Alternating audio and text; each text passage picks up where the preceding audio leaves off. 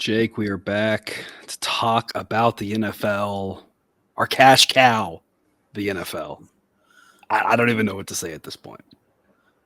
Apparently, we missed our calling for the last couple of years and just should have just went straight with the NFL. We should have, it's funny when I started, and I don't know how many people even know this. I've talked about it and it's out there on the website, right? But, I was in industry as a statistician. And so my 9 to 5 was doing statistics. And before that, I was in grad school. And so I did, I like the numbers and stuff and I like the sports. But when I finally started doing this, where I was like, I'm going to really try to model this stuff.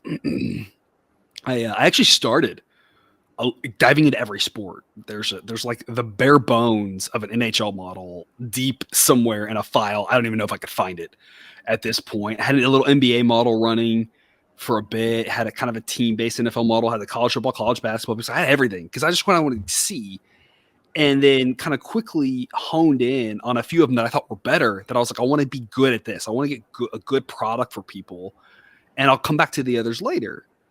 And part of the impetus for dropping the NFL was like, man, everyone talks about the NFL so hard. Like, I just let's get good at everything else, and we'll figure that out later. And then lo and behold, I don't know. We always say, all right, every model's wrong. All models are wrong.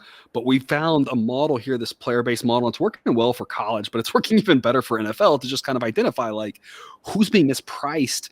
And I'm just surprised with how much influencers in the NFL. Maybe I shouldn't be, because maybe the NFL is the one place where, Joe Public or whatever you want to call it, actually has a little bit more say, because so many people are betting on it that maybe the perception drives the market. Maybe there's more edges than I realize. I don't know, but it's been, we're almost halfway through the season and we're able to identify such great spots. As you can see, the show picks didn't do as great last week for sure. Still 10% ROI if you're just following the free picks, but you got a 10% ROI if you're following the free picks. But if you got all picks, if you're with us on Dub Club, 22% ROI, mainly off of the strength of and you've done a great job picking the show picks for sure, Jake, but the A grade side's a 33% ROI on a sample size 37 games at this point.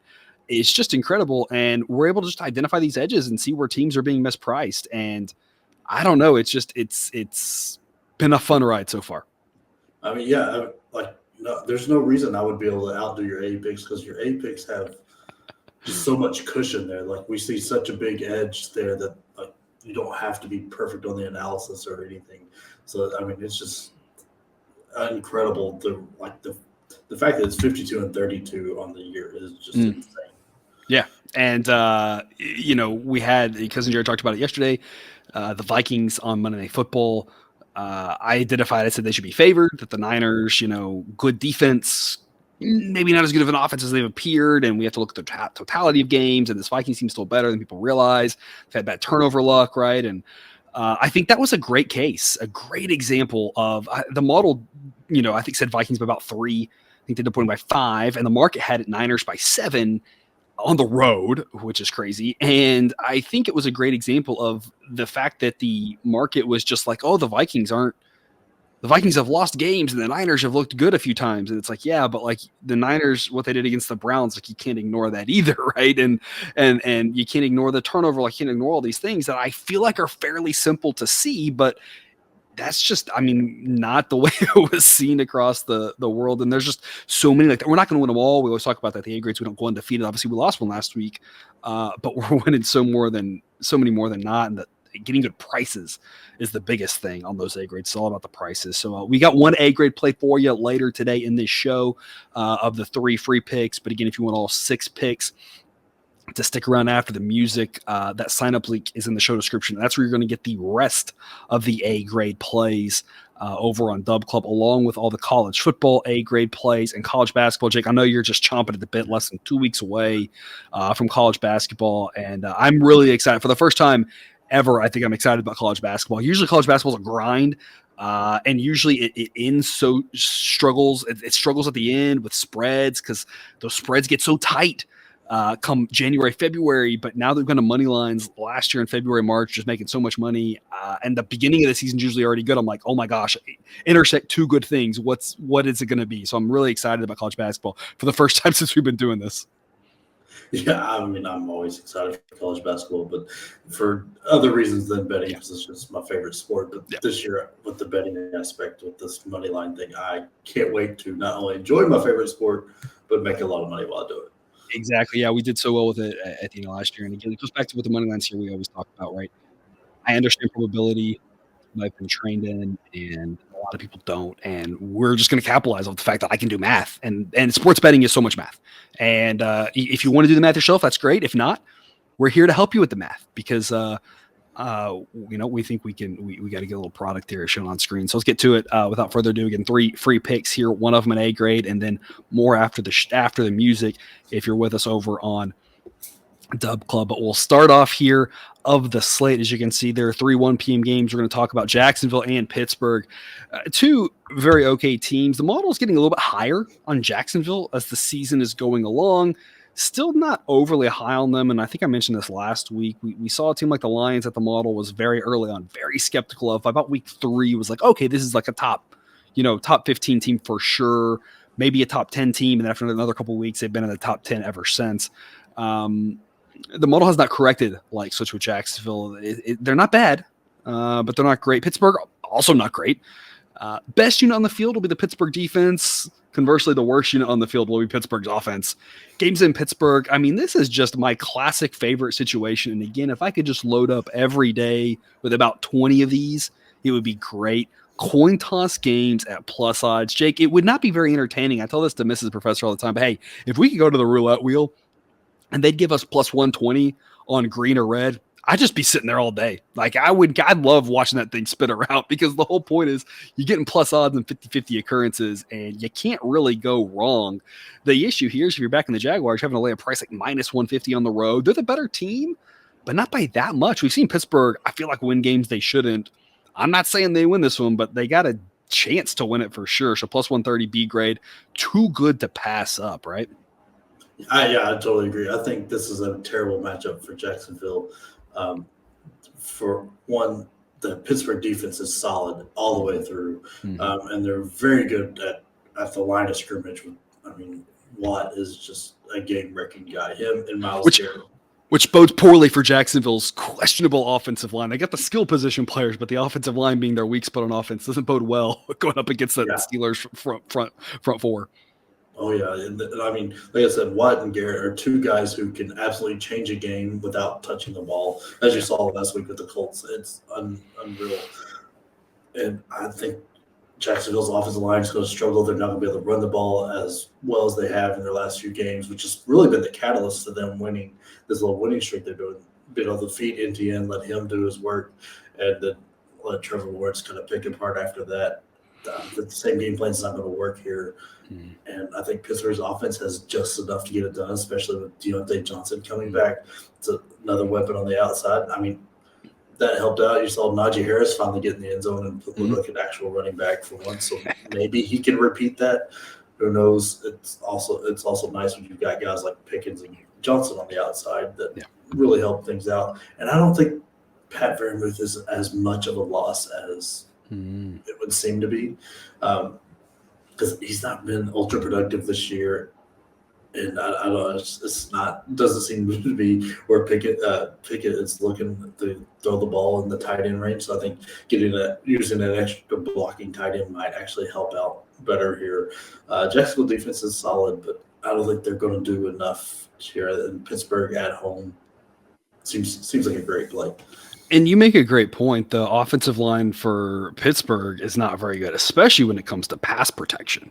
And so getting a pass blocking tight end in there may not be the end of the world for them because they might be losing an option to throw to. But if they're giving their quarterback more time, that's a decent trade-off where it's a reasonable trade-off, especially with the return of Deontay Johnson, who, like you said, is a great point. Having 2 wide receivers out there who are competent makes a big difference, giving him another weapon.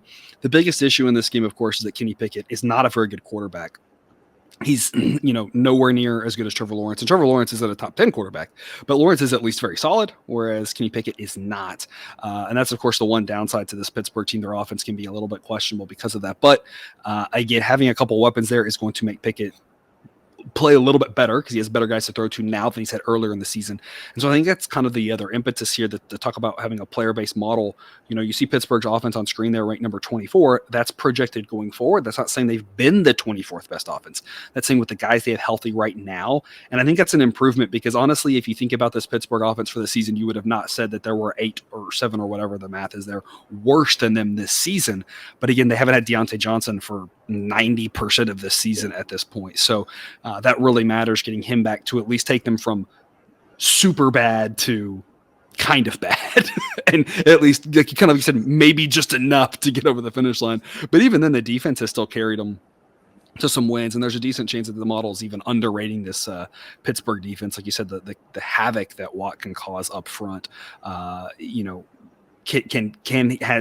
changed the game. It changed the game what they did against the Browns earlier this year. So wouldn't be surprised to see the same thing happening. And plus 130, too good to pass up for the home team here against the Jaguars team that's not bad, but not good enough to be favored by this much on the road. 1 p.m. Eastern, New England and Miami. These two teams, I don't even know. I don't even know where to go with these two teams. You have the Patriots who were like, okay at the start of the season, hey, Mac Jones is going to be a quarterback. And then they were like the worst team ever for like 3 weeks, I think, ish. And then like, hey, we're just going to go beat the Bills now. Like, what in the world is up with that team? Miami still grades out really well, and the model still loves them, still loves their defense, still loves their offense. Maybe didn't get the calls going their way Sunday night. And that's the thing, is the game happens so fast and the refs are human and they err. It's going to happen. They hung in there pretty admirably for on the road, but couldn't get that done. The good news for Miami is for them going forward, they don't have quite as many tough tests as at Philadelphia. It's going to be about the toughest test you can get all year, or one of the toughest that you can get. So it gets a little bit easier for them. All that aside, we're not here to talk about that. We're going to talk about the total. We're going to go under 47. Model says 40.3, but the key to this under is right now the model says that there's about a negative 9% weather adjustment based off of some side-to-side wind in Miami. That could change. We're pretty far out on the weather, but something to keep an eye on. 47 isn't really a key number, people, but if you want to just keep an eye on this number, the total might drop quickly because as we get closer, at some point, if the weather doesn't change, this number should drop, and it might approach that key number of 44. So that's where we really just want to keep an eye on it. Being under 45 would be nice too. So if it starts to drop, my hunch is it's because people are believing the weather forecast. I don't know what it'll look like. It's just right now, this far out, we do have some wind concerns. Miami, we know it can be windy anyway. And that could cause a little bit of havoc in the passing game. Even without the wind, the model thinks that this total should be about 44.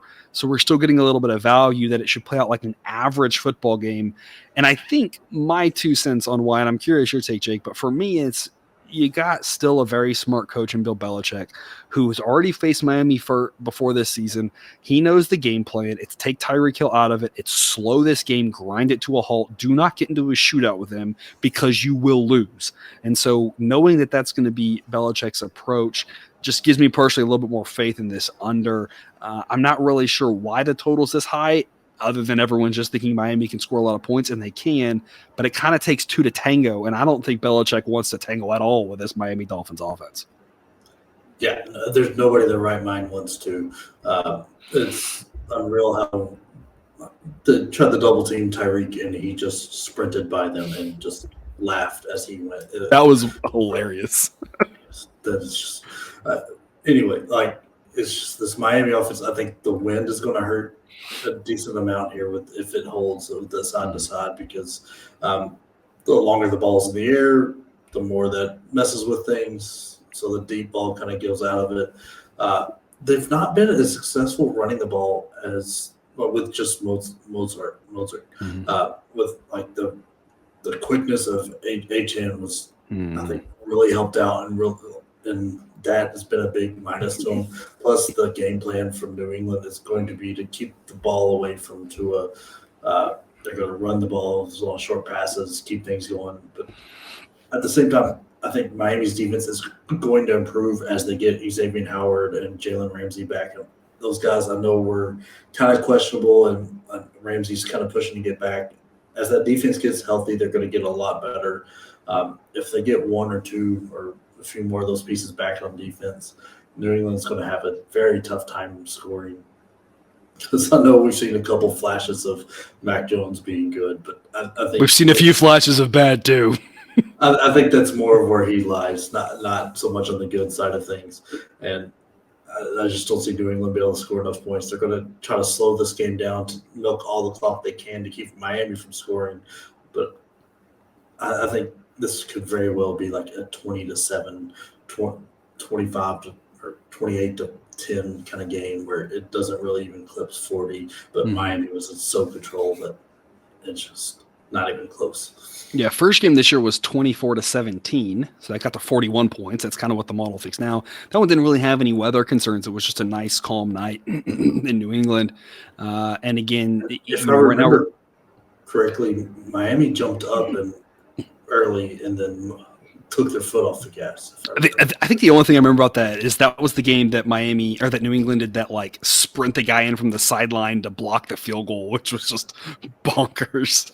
I think that was that game. But we're talking about right now looking at 15 to 20 mile an hour winds side to side, and that's going to be the big thing to keep an eye on. I don't know when.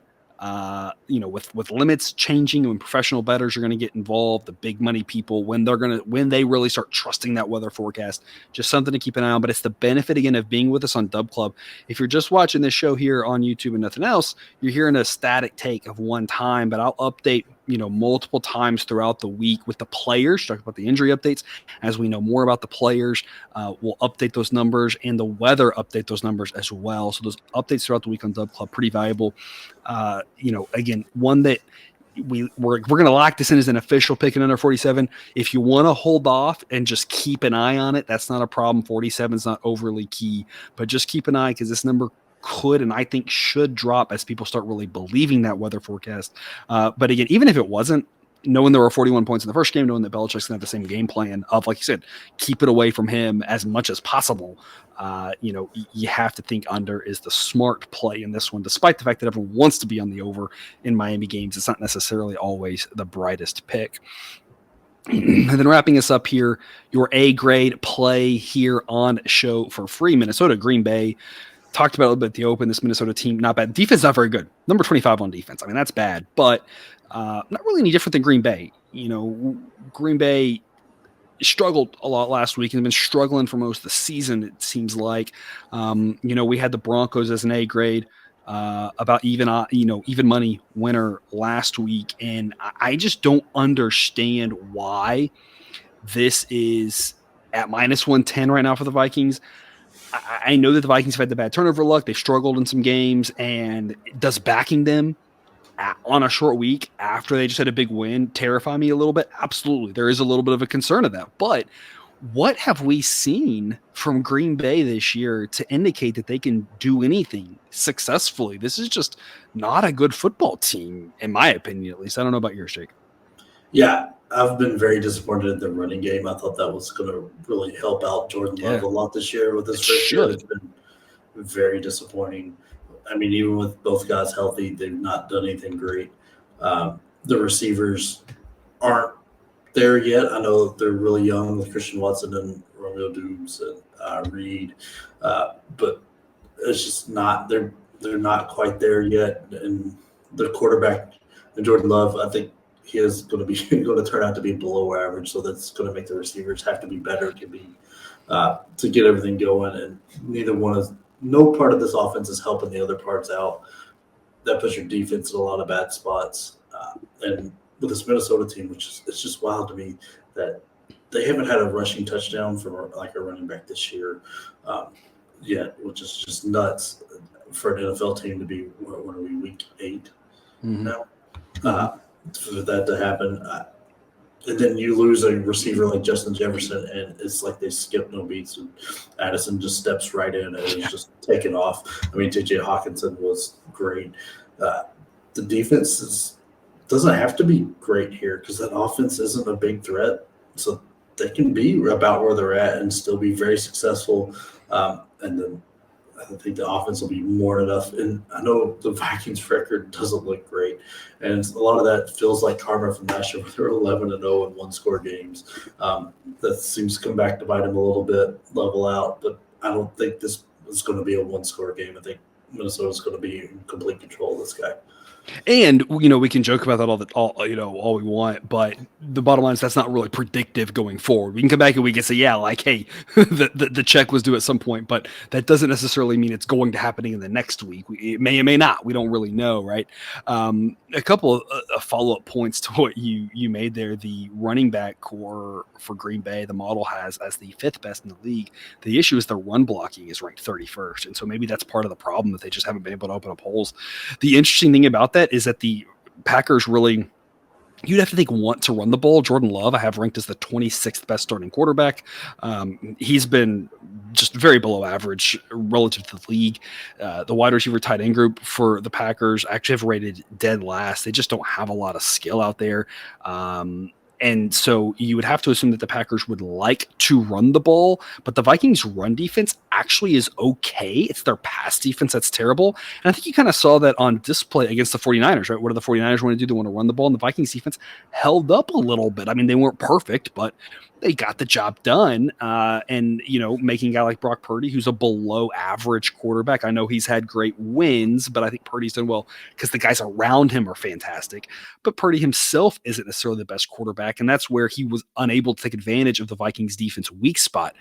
And I think it's going to be the same thing with the Packers. Jordan Love's not the guy to take advantage of the Vikings weak spot there. Interesting enough, the Packers pass defense actually is okay. Their run defense is terrible. So we are going to see a weird thing there, I think, with the Vikings having the ball. Like, the Packers can kind of defend the pass a little bit, but the running game should be wide open. So maybe this is the week that the Vikings running attack gets going with 2 decent running backs in Cam Akers and Madison. I mean, both guys are decent enough. Maybe that could finally be the thing that gets them going. I mean, if it got Detroit to the window, Green Bay might can do wonders for anything at this point, right? Yeah, I think you made a great comparison with Brock Purdy and Jordan Love. I think those guys are very, very similar in talent level.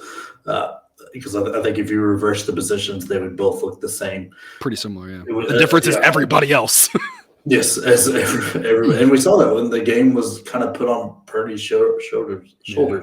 He kind of struggled a little bit without Debo. I mean, I know Ayuk was still out there, but didn't have Debo. And I mean, Juwan Jennings, I love him. He'll always be a hero in my heart for that catch in Georgia against Georgia and Tennessee. But he's not a stud NFL receiver.